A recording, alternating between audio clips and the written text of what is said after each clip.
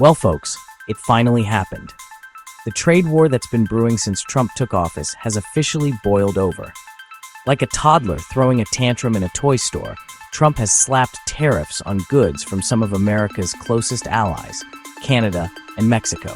And as if that wasn't enough, he's also ramped up the pressure on China. This isn't just a diplomatic spat. This is serious stuff, with potentially devastating consequences for the global economy. We're talking about billions of dollars in tariffs, affecting everything from cars to soybeans to steel. Now you might be wondering, what on earth is Trump thinking? Well, according to the White House, it's all about protecting American jobs and reducing the trade deficit. But let's be honest, folks, this has all the hallmarks of a classic Trump move. Impulsive, aggressive, and about as well thought out as a tweet composed on a roller coaster. The question is, what happens next? Will this escalate into a full-blown trade war? And what will it mean for the average American? Buckle up, folks, because things are about to get bumpy. Let's break down the tariffs, shall we? Canada and Mexico are on the receiving end of a 25% tariff on almost all goods.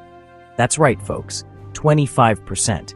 It's like Trump looked at our friendly neighbors to the north and south and said, "You know what?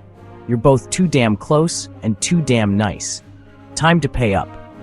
China, on the other hand, is facing an additional 10% tariff on top of the ones already in place. It seems like Trump's strategy with China is to keep piling on the tariffs until they cry uncle. But here's the thing. China doesn't strike me as the type to back down easily. Now, the Trump administration claims that these tariffs are necessary to protect American jobs. They say that Canada and Mexico are taking advantage of us with unfair trade practices, and that China is stealing our intellectual property. But critics argue that these tariffs will actually hurt American businesses and consumers by driving up prices and disrupting supply chains. And let's not forget about the fentanyl crisis. Trump is using that as justification for the tariffs on Canada and Mexico, claiming that they're not doing enough to stop the flow of fentanyl into the US.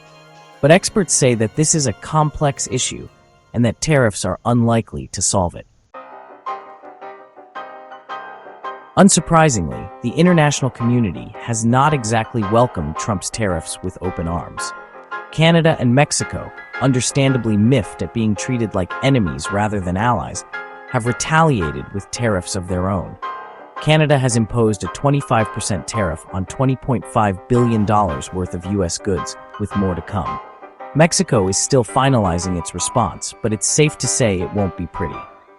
China, never one to be outdone in a trade war, has also hit back with retaliatory tariffs on U.S. goods like soybeans and pork. They've also introduced export controls and restricted U.S. companies' ability to do business in China. The economic fallout has been swift and brutal.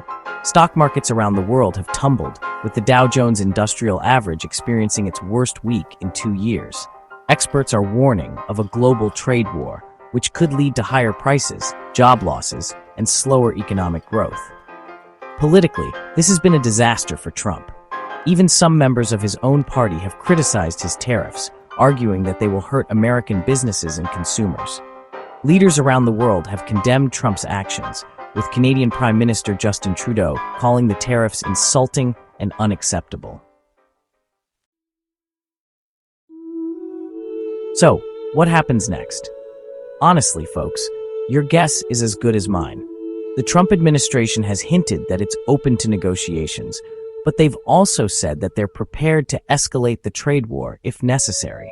Some experts believe that Trump is using these tariffs as a bargaining chip, hoping to force other countries to make concessions on trade. Others believe that he's genuinely committed to protectionism, regardless of the consequences. What is clear is that this trade war is already having a negative impact on the global economy. Businesses are uncertain about the future, consumers are facing higher prices, and the rules-based trading system that has underpinned global prosperity for decades is under threat. The long-term implications of Trump's trade war are still unknown, but one thing is certain: the world is watching and holding its breath.